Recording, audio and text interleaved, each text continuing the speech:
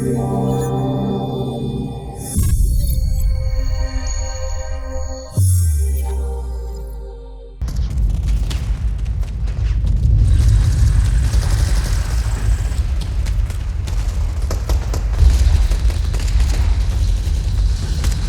guys, welcome back to the channel. I hope you're all doing great and prepared for what's coming next in this Sdkfz 234/2 Puma build from Miniart. Things are about to get serious. In this episode, we'll take a quick glance at where we've been, but then we're diving into the side storage pieces. A task that's not for the faint of heart. Miniart is the only company that dares to offer this level of detail in their kit. Details that can make or break your diorama. But that's not all.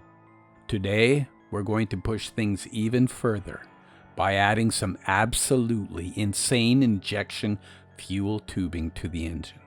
And then, we start assembling the beast itself. The 50mm gun and mantlet. So brace yourselves for episode 9. It's going to be intense.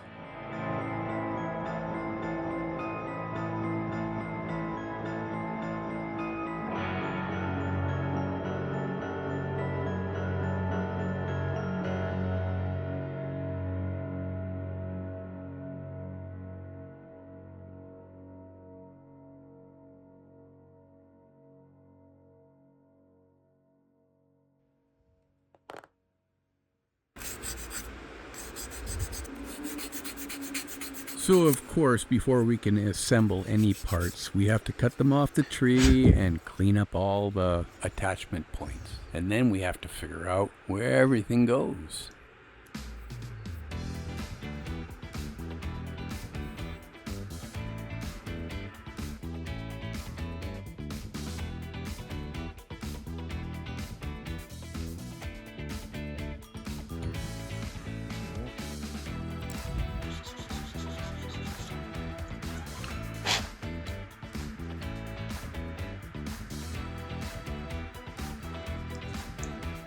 See, there's a little indent there and something there. So that shows you where to go. All right.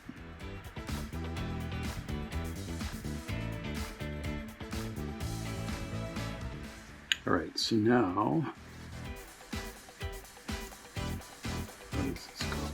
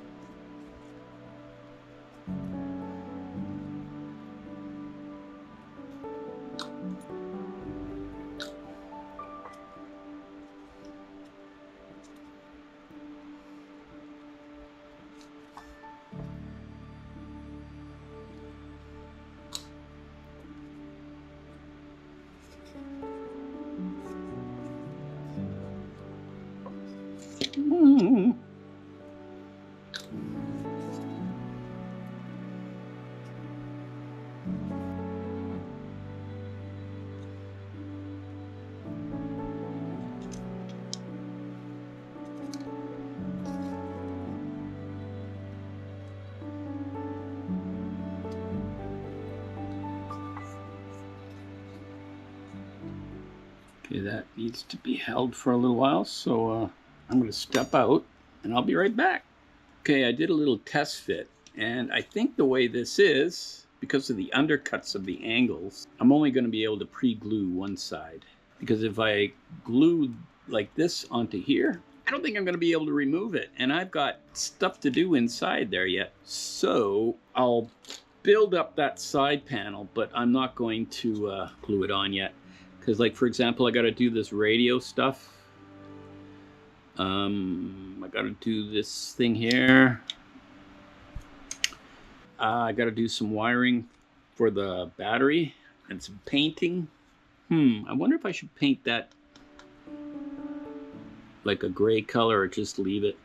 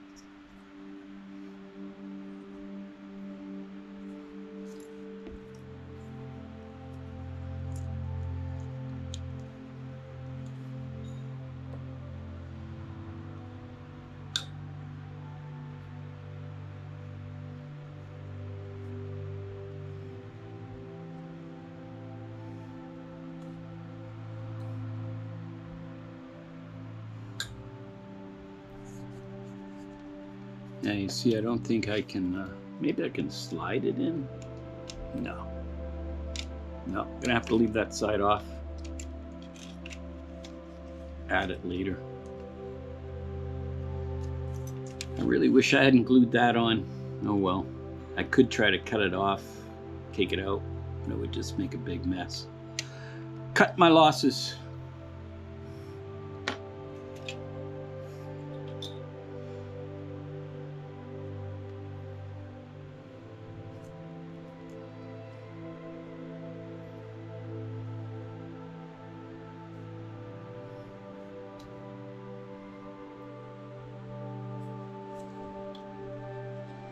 This goes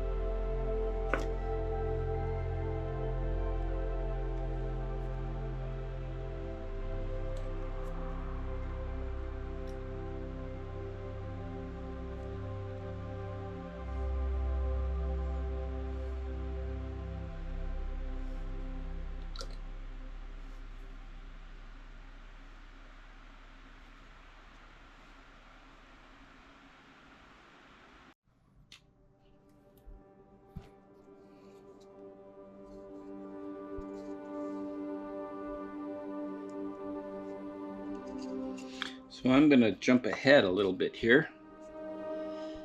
and add these exhaust pipes.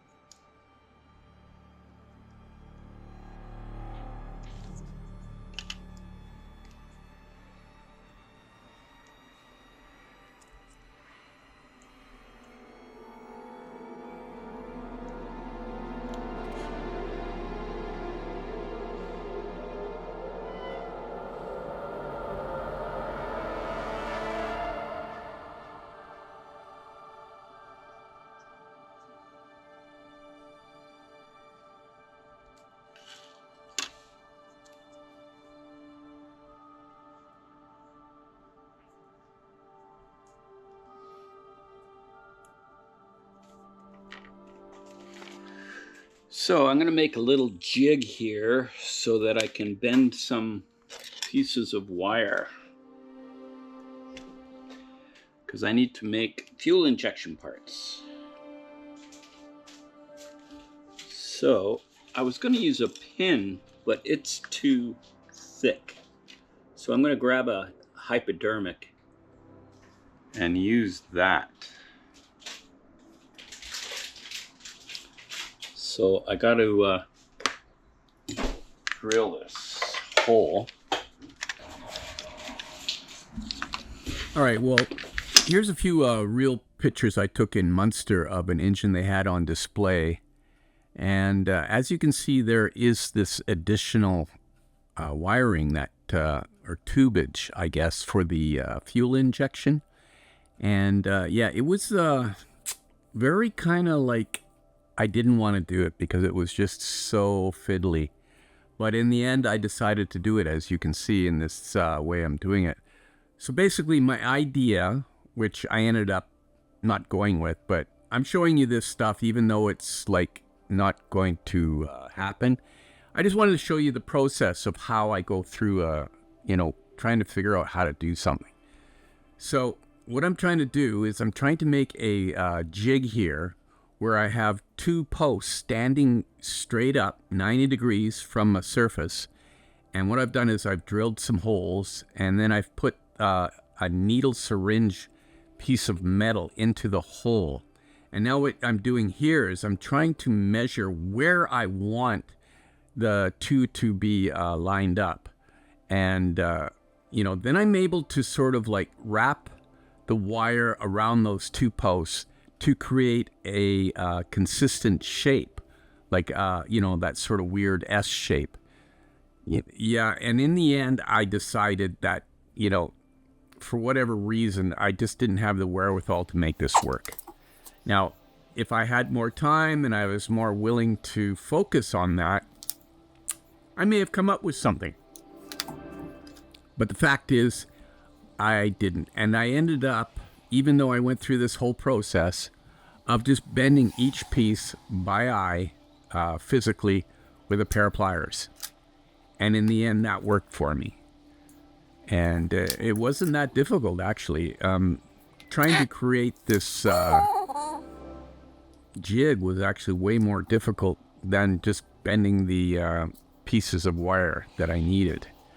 I mean, not every one I went to bend with the pliers turned out perfect, and I had a few rejects, but in the end, you know, I was able to do it. And I think it does add another level of, you know, realism and interest to the engine. And if I ever do build another one of these, maybe I'll make a better effort to figure out how to create a jig. The wire I'm using here is stuff that I got from a orthodontist. Long time ago. I had to get braces, and I asked him for some of his wires, and he was kind enough to give me 3 different sizes, and that's what I'm using here.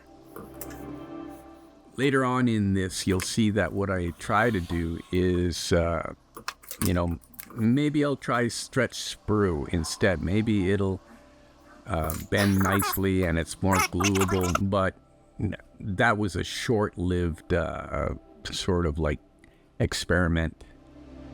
So basically what I'll do is I'll stretch the sprue out, and then here I am trying to bend it with a pair of pliers, but you can see that it just does not hold the shape like wire will. So yeah, that didn't work.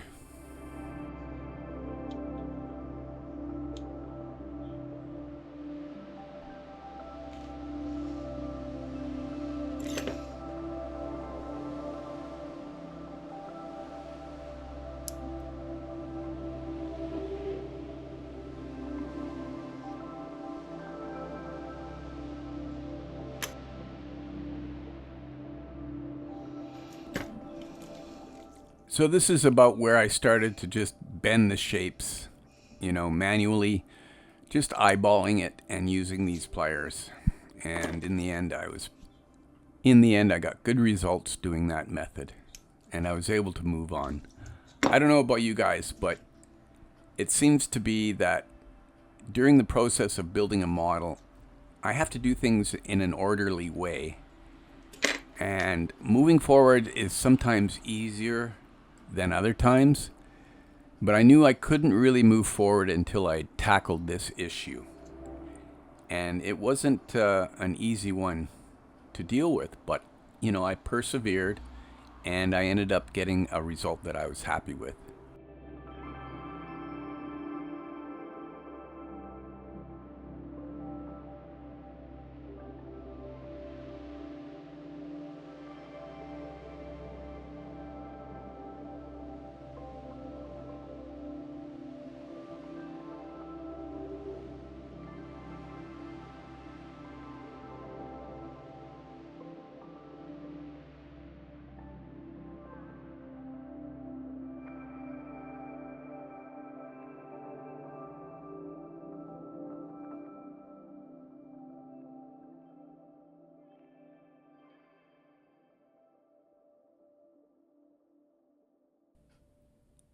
Since this video is pretty long, involved, and boring, I'm going to cut it short, and hopefully you've gotten the idea of my process, and I will show you the results.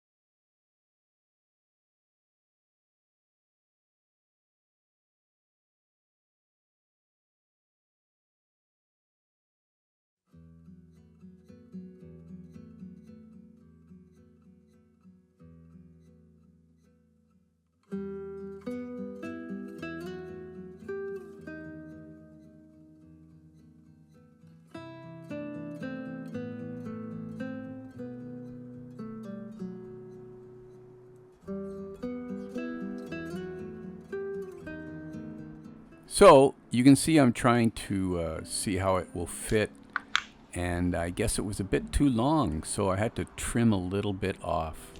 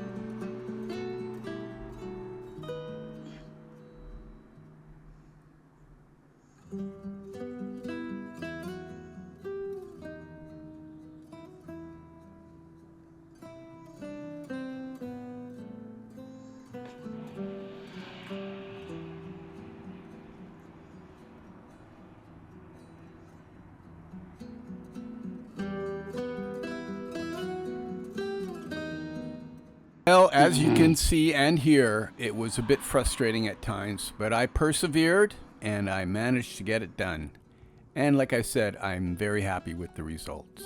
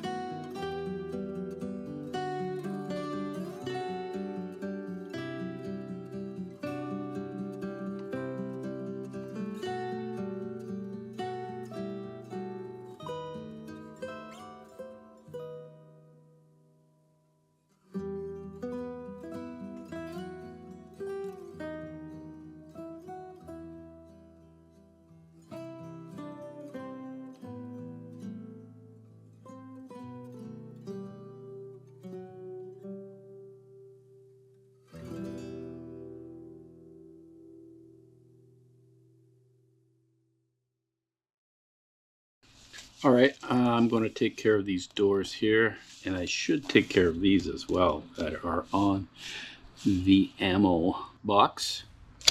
So what do we got here? We got these parts. So these are the doors that go here. I guess they lift up, eh? That's kind of cool.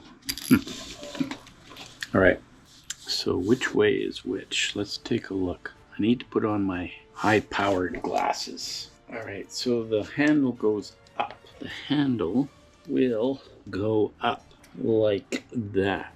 So that one goes here. And there's two little pins there. So that's good.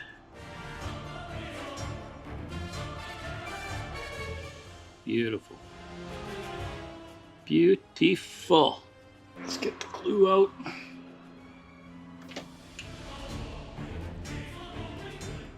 Somebody was saying in my comments recently that I should try using the ammo liquid cement. I don't know, we'll have to try. He says it doesn't get so melty with plastics.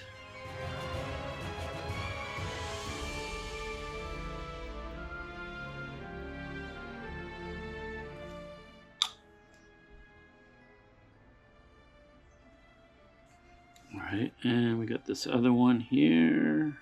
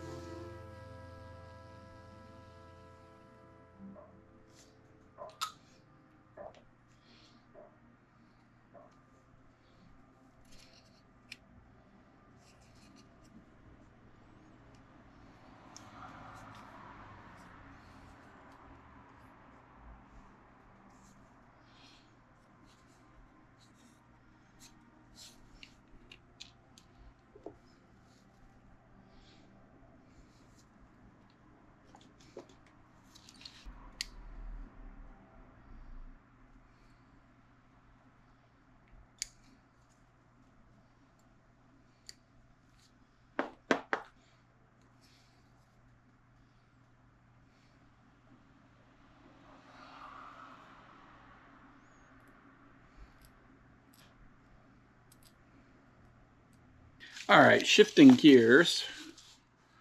We're going to start looking at the gun and the upper turret.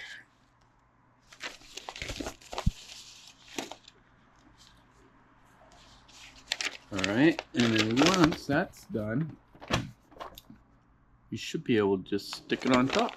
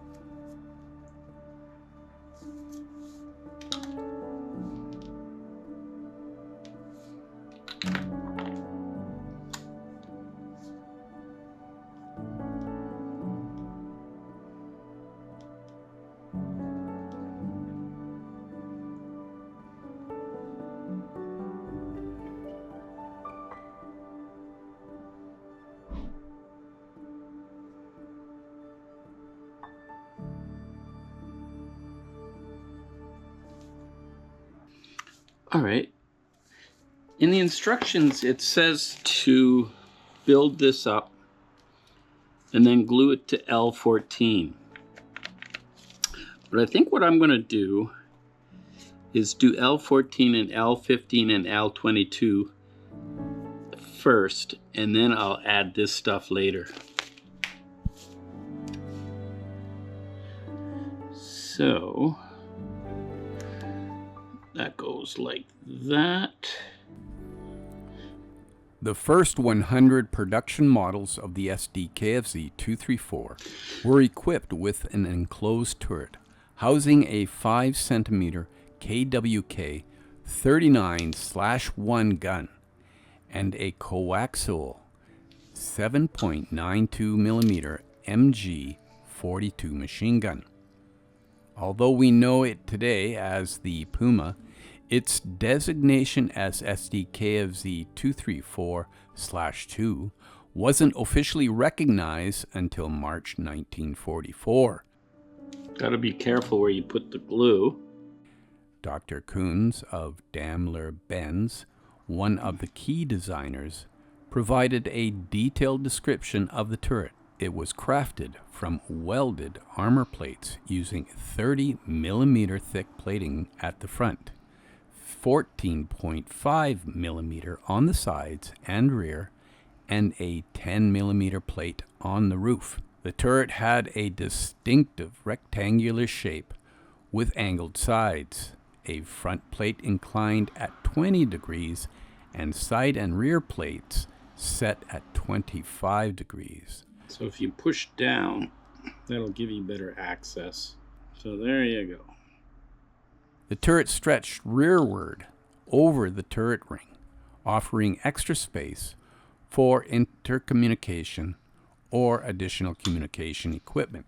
Mounted in a pot mantlet, the 5 cm KWK 39/1 L60 gun could be elevated from -10 to +20 degrees, giving it flexibility on the battlefield. The turret housed 2 crew members, the gunner, positioned to the left of the gun, and the loader, who also served as the commander, to the right. The turret's transversing mechanism installed to the left of the gun featured an intricate system, a hand wheel with an electrical firing mechanism, a bevel gear, a self-checking worm gear. It also included a conical multi-plate clutch and a rack pinion, allowing the turret to rotate 360 degrees at a speed of 1 revolution per minute. The mechanism required 180 hand wheel cranks for a full 360-degree traverse. The elevating gear was similarly complex, with a hand wheel connected to a Bowden cable firing system for the MG 42 machine gun. Each turn of the wheel adjusted the gun by 2.5 degrees. For observation, hatch covers with 360-degree transversible periscopes were provided for both crew members. The commander also had access to an additional periscope, the TRBL F3, mounted on the front of the turret roof. This periscope could be extended to a height of 400 millimeters and allowed for 360-degree viewing. The TRBL F3 was coupled to the turret's traverse mechanism, so as the turret rotated, so did the scope's reticle. Produced by Litz in Wetzlar, this monocular scope provided 2.5 magnification with a 24-degree field of view, optimized for aiming the 5 cm gun. The Puma was armed and equipped for battle, with stowage for 55 rounds of 5 cm ammunition, 2,850 rounds for the MG 42, and 192 rounds for its secondary armament.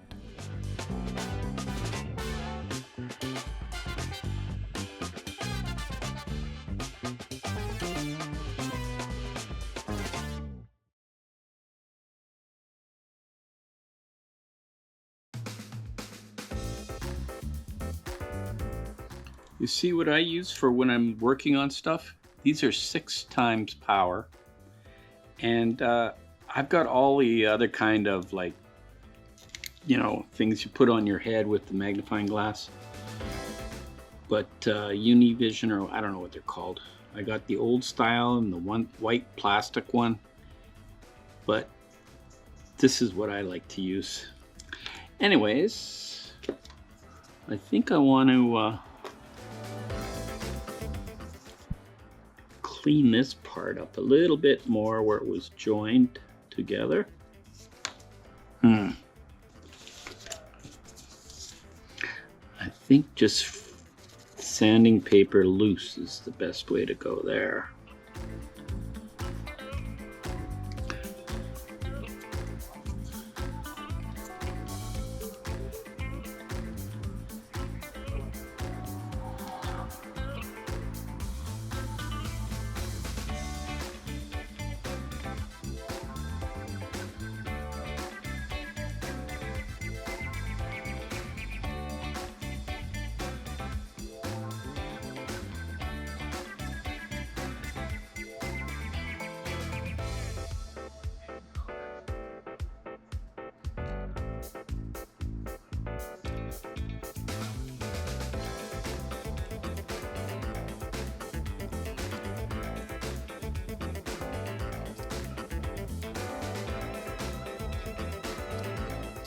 If you're careful with positioning and gluing everything, that ball joint can move.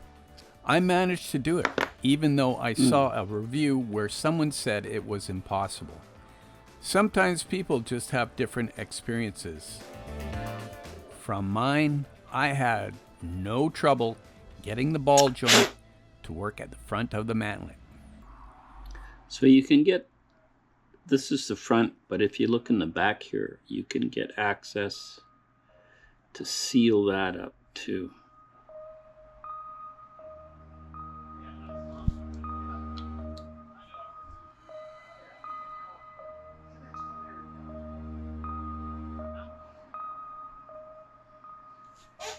Now, switching gears, we'll work on the turret hatches.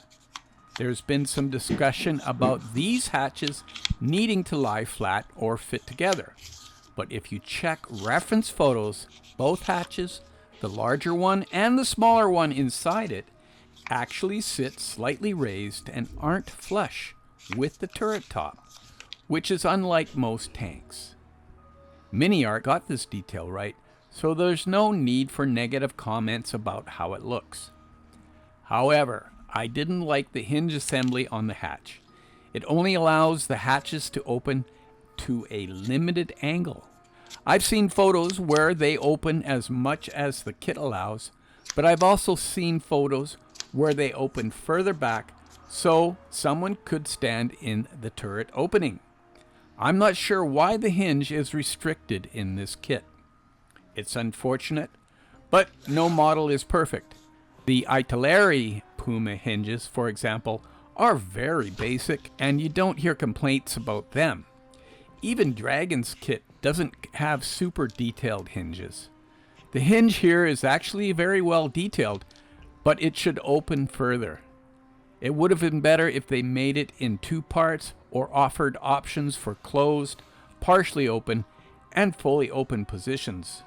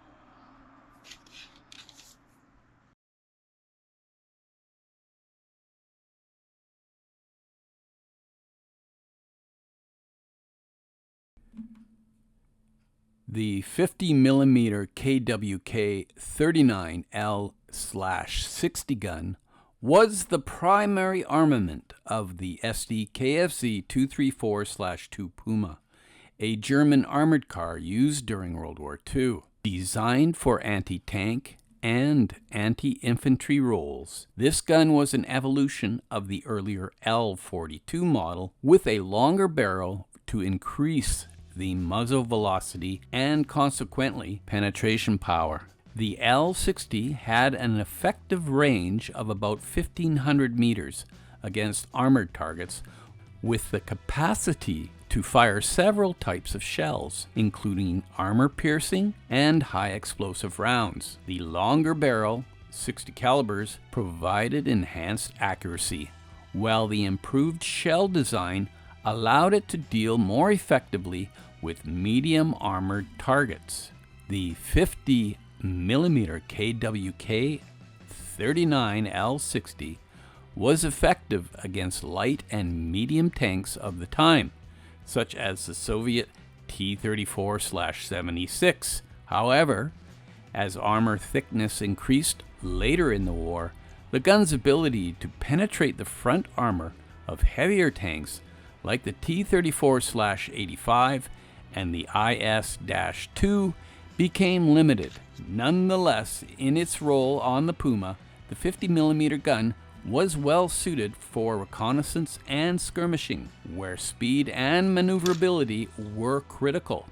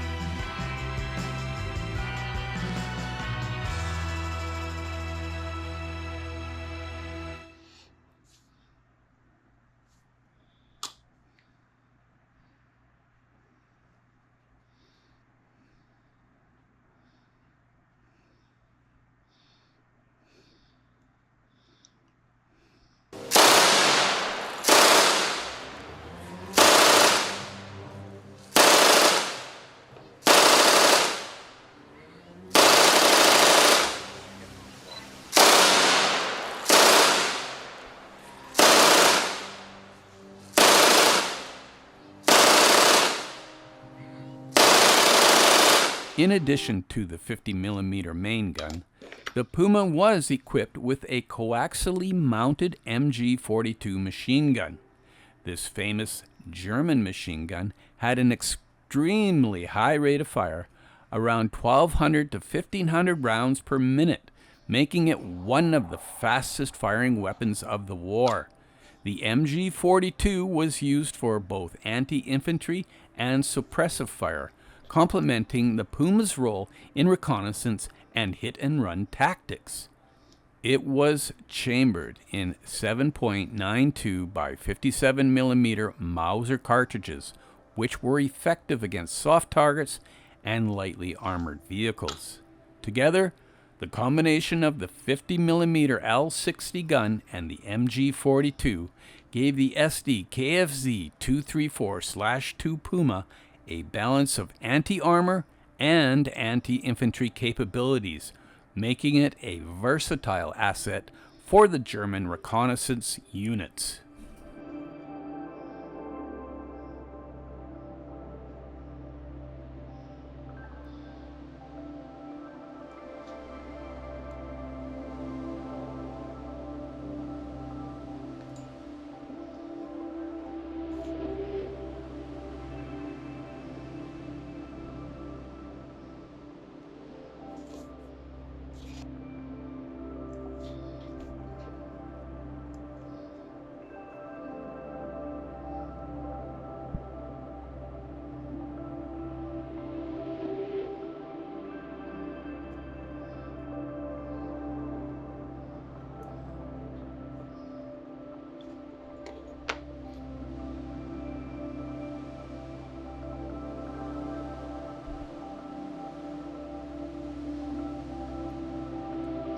So this is where this attaches. Right there.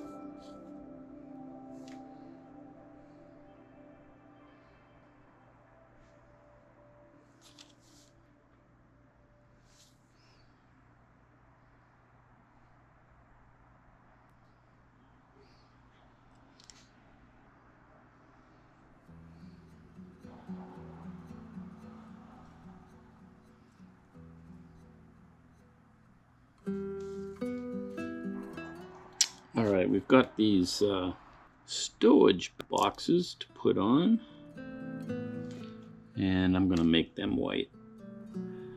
Some of the stuff that they say to make white, I'm not going to make white. I might come back and repaint this. This looks like it's the sight for the gun. Looks like it to me, and I would suspect that should be a black color. All right, we've got this little tiny little handle here to put in. Now, where's... Okay, I'll use this one.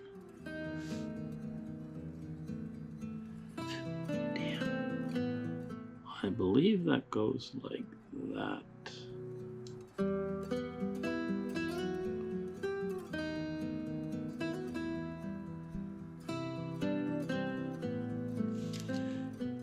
I suspect that's probably related to the gun sight.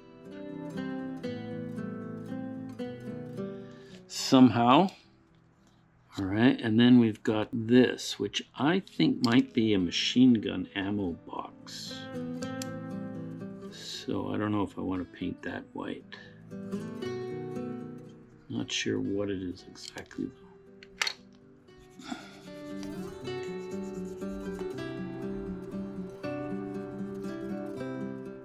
I think I'm going to paint it a different. This is the ventilator I put in earlier. That probably would be white. Okay, so we've got this part, which is a mounting of some sort. I don't know. Maybe it's for the radio or something to come.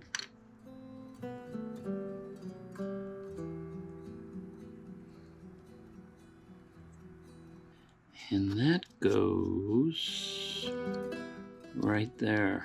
You can see those two little divots there. And then we've got another one of those storage boxes. Where did that go? I'll have to find it. Oh, using my other glasses. Where is it?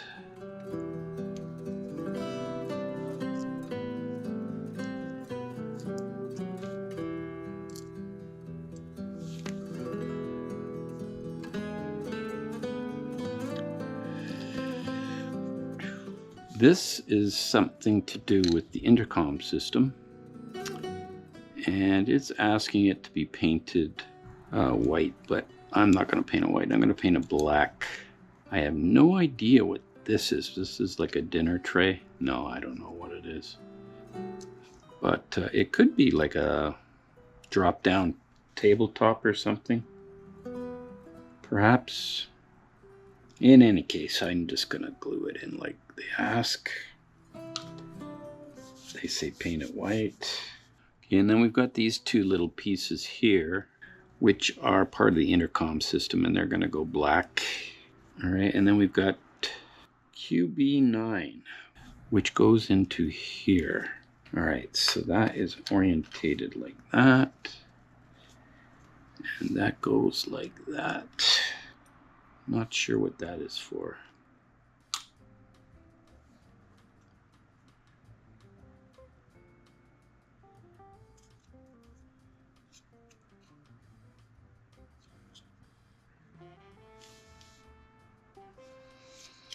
So yeah, there's that to put on, this to put on. All right, let's put on a few more parts here. Okay, we've got part QB16, which is probably something to do with turning the turret. Looks like a hand crank of some sort.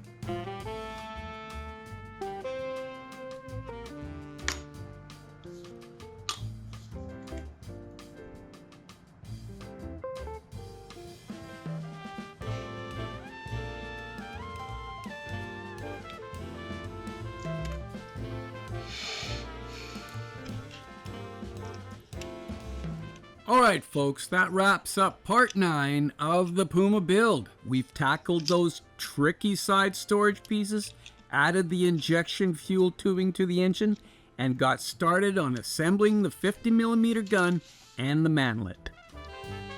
There's still plenty more to come as we get closer to finishing up this beast, so stay tuned for the next part.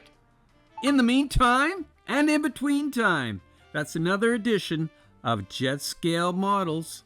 Y'all come back now, you hear?